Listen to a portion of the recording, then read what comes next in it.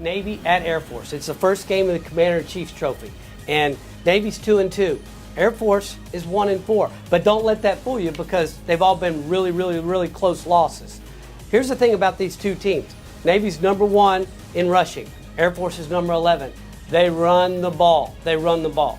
Falcon Stadium is at 6,600 feet elevation. Well, it's the second highest stadium in the country. What's that say about conditioning? Because we know where Annapolis, Maryland is. So the key here is going to be turnovers, who can hold on to the ball longer. But most importantly, the key here is that the cadets and the midshipmen, they go out and they give their all, and they're going to go on to bigger and better things after that. So this game is for pretty much everything right now, because if you can win this first one, you only got to win more and you get the trophy. Coach, Mark, talk to us about this.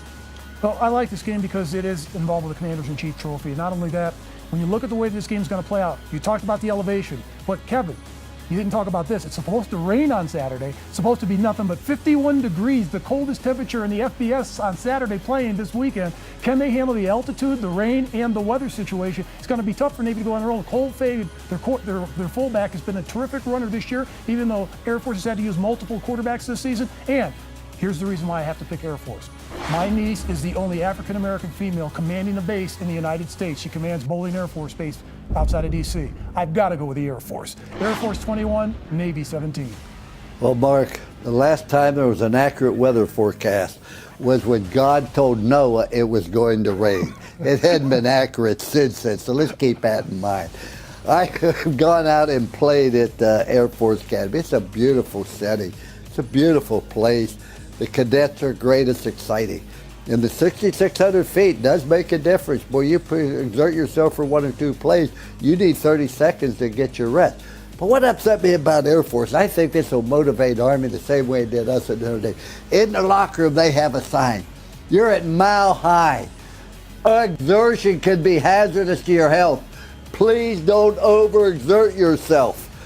I mean, I'm saying to the players, oh, don't look that sign right now. And everything in the locker room is pale blue, which is supposed to be very peaceful. You want to go to sleep, etc. But I'll tell you what, it's wonderful that for the kickoff, here come the Jets in the wishbone formation, flying across there, and the students go great. But I have to go with Navy. I think Navy with their quarterbacks outstanding. I just love the coach at Navy. Navy wins 35-24 over the Air Force. Gentlemen, I have some people that agree with you, and we talk about these midshipmen, and they're young. And then what do they do after they're midshipmen? Well, they go on and they serve their country as a Marine or in the United States Navy. And I got 2 groups that want to talk to you. They got some videos I'm going to show you in the studio right now. And the first is from the 5th Company at the U.S. Naval Academy, and they have a message for both of you all. Hey, Mark and Coach. We heard your prediction for this weekend's game, and we strongly believe that Navy's gonna crush Air Force. Go Navy! Be the Air Force! So you take those midshipmen right there, and what do they do when they grow up? Well, this next video comes from 5 former Naval Academy football players, currently United States Marines at headquarters Marine Barracks, Washington, D.C. Please show that to Coach and Mark. Gentlemen, former Navy football players here coming to you from the parade deck at Marine Barracks, Washington, D.C., just outside the home of the Commandants. Mark, we heard your pick, and we're not a fan. But Coach, thanks a lot for the support. We got Navy coming in hot to Colorado Springs this weekend to crush the Air Force. High and tight, just like Coach Nehemiah taught us. We interrupt the regularly scheduled program. Hey, Captain Jose J. Rodriguez and the rest of the Navy. Guess what? My niece, Aries Gibson Menser, she's the colonel of the Air Force. And you know what? When you have your flag football game, guess what? You're going down. And you want to know why? Because in her veins, she has May blood. You know what May blood means? Championships, Super Bowl championships, Hall of Fame, All Pro. And your flag football game, it's over. And not only that, Air Force will sink Navy on Saturday in their game in Colorado Springs. Because guess what? Off we go into the wild blue yonder. Air Force sinks Navy. Bada boom. It says it all. That's very, very well done. I'll tell you what, those were impressive football players. No wonder Navy won. I thought it was coaching, but and no matter who, there's no losers in this football game.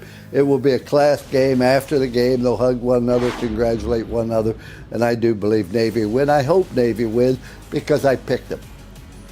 Both of those teams are winners regardless, guys. And those young men and those young ladies, they're going to go out and they're going to patrol the seas and they're going to patrol the land. They're going to protect the United States. And I've got nothing but respect and love for them and just pray for their health and their safety. And thank them for what they're doing. Mark, Amen. from your niece to those midshipmen, that's the best that America has to offer. And I always say that. Well, that Not only wraps up that, our... I want to interrupt you. That's not only the best America, that's the best I've heard Mark offer. That was well done, Mark. I will applaud you on that. That's very well done.